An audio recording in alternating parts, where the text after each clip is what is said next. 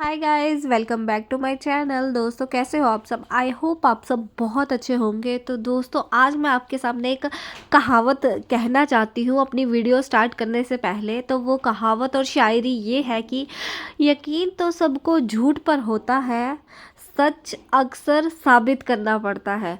तो इसका अर्थ यहाँ पे आके मिलता है कि हमारी सपना चौधरी, स्नैपी गर्ल से जिनको आप जानते हैं, वो काफ़ी टाइम से बहुत ज़्यादा कंट्रोवर्सी कर रही है और कंट्रोवर्सी उनकी चल भी रही है। और मेरी लास्ट वीडियो में मैंने बताया था कि कैसे वो एक्सपोज की गई अंशु के द्वारा, क्योंकि कहते हैं ना, झूठ के पैर बहुत लंबे होते हैं, वो बहुत दौड़ता है, बट वो कहीं ना कहीं लास्ट में आके ऐसा रुकेगा ना कि उसकी दौड़ वहीं पे ख़त्म हो जाएगी। तो सपना ने काफ़ी सारी कंट्रोवर्सी करी, जो कि बहुत ही गलत था। क्योंकि मैं आपको बताऊं, मैं काफ़ी टाइम से सपना को फॉलो करती थी। जब उसके साथ ये सिचुएशन हुई, उसके फर्स्ट हस्बैंड की डेथ होना, देन उसके सेकंड हस्बैंड की भी डेथ होना, आई लिटरली क्राइंग। मेरे को खुद से रोना आ गया था जब मैं उसकी वीडियोस देखती थी ना। भाई, वो कैसे फूट फूट के रोती थी। बट वो दिन और ये दिन टोटली मेरा जो अजम्पशन था, मेरा जो पॉइंट ऑफ व्यू था, मेरा जो सोचने का तरीका था उनके प्रति, आज टोटली चेंज हो चुका है। तो ये कहते हैं ना, करने का फल है जो इंसान को सर पे चढ़ा देता है और कभी तो पैरों में निकाल देता है, वही बात है। सपना की जो पहले की वीडियोस आप देखोगे ना, वो एक अलग ही लेवल की थी, फैमिली थी, सब कुछ था। और धीरे धीरे करके कुछ तो भगवान ने ले लिया और कुछ सपना ने खुद ही तबाह कर दिया। जैसे कि देखो, किसी का जाना और रहना, मरना हमारे हाथ नहीं है, वो तो भगवान जी के हाथ है। तो वैसे ही उनके हस्बैंड, दोनों हस्बैंड की डेथ हो गई, वो हमारे हाथ तो नहीं था। बट हाँ, सपना के हाथ ये था कि वो अपनी फैमिली के साथ रहती, एक साथ उनको लेके चलती। मैं कहना बहुत आसान है, निभाना बहुत मुश्किल है। आई डोंट नो उसको किस सिचुएशन में थी, ताली एक हाथ से नहीं बजती। मैं कभी ये नहीं कहती उसके सास ससुर बहुत अच्छे थे और वो बहुत बुरी थी इसीलिए वो घर से चली गई, बट नहीं, कहीं ना कहीं सपना को घर से निकलना था, आज़ादी चाहिए थी उसको। वो वहाँ पे रह के ऐसे वो चीज़ें नहीं कर पा रही थी जो वो करना चाहती थी। और एक मोमेंट ऐसा आया कि बस उसने वो स्टेप ले लिया।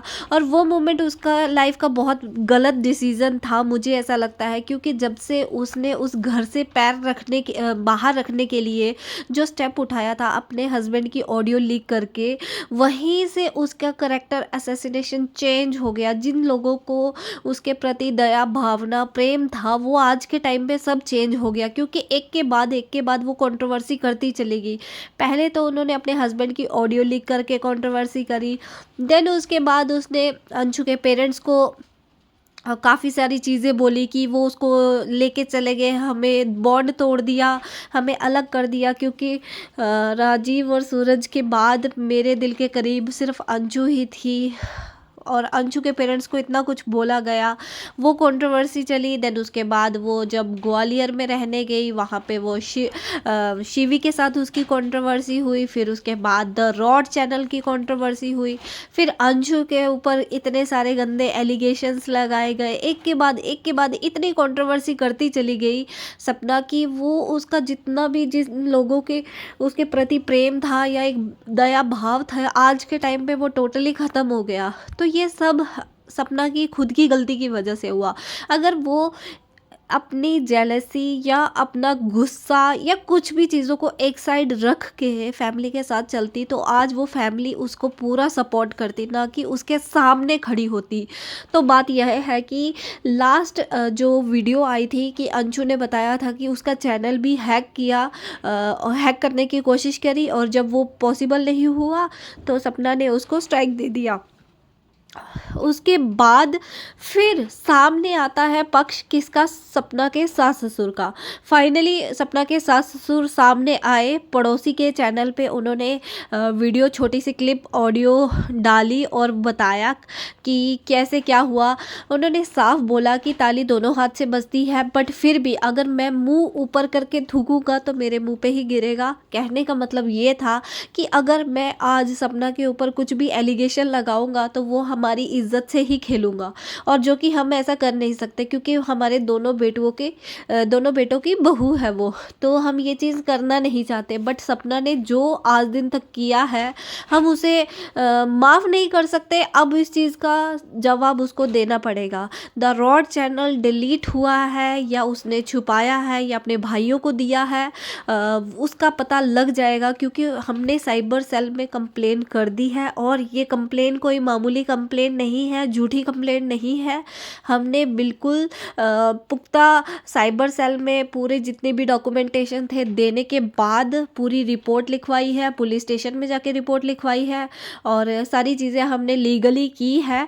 और मुझे कई हद तक उनका बताना बहुत सही लगा, क्योंकि जब सपना ने बोला था मैंने लीगल एक्शन लिया है, तो कोई भी डॉक्यूमेंटेशन उसने नहीं दिखाए थे। बट यहाँ पे उसके सास ससुर ने प्रॉपर डॉक्यूमेंटेशन दिखा के और कहा है कि ये कोई मैं झूठे डॉक्यूमेंटेशन नहीं है, और आने वाले दिनों में आप सबको पता चल ही जाएगा कि वो चैनल किसके पास है। अगर क्योंकि मेरे रिश्तेदारों के पास होता या अंशु के पास होता, तो हमने बार बार पूछा बेटा बता दो अंशु आपके पास है, उसने बोला नहीं, और अंशु ने भी जाके लीगल एक्शन ले लिया है। और कहीं ना कहीं इस बात से पता चलता है कि वो चैनल सपना के पास या उसके भाइयों के पास, किसी के पास भी हो सकता है। तो सास ससुर ने साफ साफ कह दिया कि अगर उनके पास हुआ तो हम उनको घसीट के लेके आएंगे और सामने लाके रखेंगे सबके, क्योंकि अब सच सामने आना बहुत ज़रूरी है। हम बहुत ज़्यादा चुप रह लिए, अब हम चुप नहीं रह सकते। रही बात सपना की, तो सपना का आपने एक साइड देखी है, दूसरी साइड आपने देखी ही नहीं है। हमने कभी आपको ये चीज़ दिखाई ही नहीं। सपना शादी के बाद 9 बजे सो के उठती थी, हमने इस चीज़ को कभी भी नहीं जाहिर किया। सपना के एक हस्बैंड की डेथ होने के बाद, मेरा एक बेटा जाने के बाद, हमने दूसरे बेटे के बाद शादी करवा दी, क्योंकि घर की बच्ची, घर की बहू घर पे ही रह जाए। उसके पीछे भी कई सारी वजहें थी, क्या था हमने वो भी खुल के कभी नहीं किसके सामने रखी। और सपना ने तो हमारी इज्जत ही सबके सामने खोल के रख दी, हमें उससे भी कोई दुख नहीं है। पर अब ये जो बात अंशु पे आ रही है, क्योंकि हम मेरे दोनों बेटे जाने के बाद एक अंशु ही हमारे पास सहारा थी, सपना ने उसको भी यहाँ से भेज दिया। और ये अंकल यहाँ तक कहा कि अंशु को जो लगी थी वो गिरने की वजह से नहीं, सपना की वजह से लगी थी। सपना उसके साथ कुछ मतलब खेल रहे थे या कुछ वीडियो बना रहे थे, आई डोंट नो, प्रॉपरली उन्होंने एक्सप्लेन नहीं किया। बट उन्होंने बताया कि दोनों बाजू और दोनों टांगे पीछे खींच के और घुटना लगा रही थी, उस वजह से उसका मसल फट गया था। तो कहीं ना कहीं सपना ने वहाँ बताना ज़रूरी नहीं समझा, क्योंकि उसको ये लग रहा था कि कहीं उसको इस चीज़ के लिए क्रिटिसाइज़ नहीं किया गया। चलो वो कोई बड़ी बात नहीं है, गलती से किसी से भी लग सकती है, बट छुपाना गलत चीज़ था, क्योंकि उन्होंने किसी को बताया नहीं। इवन कि अंशु ने अपने पेरेंट्स को भी नहीं ये बात बताई थी, और ये चीज़ अब जाके खुली है। और फिर उसके बाद सास ससुर ने बहुत सी चीज़ों का खुलासा किया और ये कहा कि अगर एक एक चीज़ खोलने पे आ गए तो बदनामी हमारे घर की ही होगी। तो फाइनली सपना से मैं एक ही बात बोलूँगी, अभी भी टाइम ख़राब नहीं है, चीज़ें सॉर्ट आउट हो सकती हैं।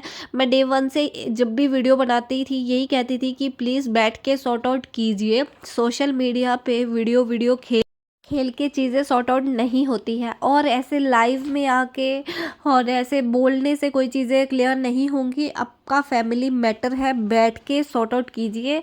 और मे भी शायद कुछ हद तक चीज़ें अभी भी रुक सकती है। जैसे नेहा आशीष तिवारी पूरे सोशल मीडिया पे बदनाम हो गई, कहीं ऐसा ना हो तुम्हारे साथ कि पूरा तुम्हारा इमेज ही बदल जाए। और ये हम नहीं चाहते, क्योंकि हमने तुम्हें बहुत ही एक अच्छे तरीके से देखा है द रॉड चैनल से, और आपकी फैमिली को बहुत ज़्यादा पसंद किया है। तो प्लीज़ बैठ के चीज़ों को सॉर्ट आउट कर रहे, तो बैठ के चीज़ों को आप सॉर्ट आउट कर सकते हो। यही था मेरा आज का वीडियो। दोस्तों आपको कैसी लगी मेरी वीडियो, आपका क्या पॉइंट ऑफ व्यू है, कमेंट बॉक्स में ज़रूर बताइएगा। मिलते हैं नेक्स्ट वीडियो में। और गाइस न्यू अपडेट के लिए चैनल को सब्सक्राइब कीजिए और बेल आइकन को प्रेस कीजिए। मिलते हैं नेक्स्ट वीडियो में, तब तक बाय बाय।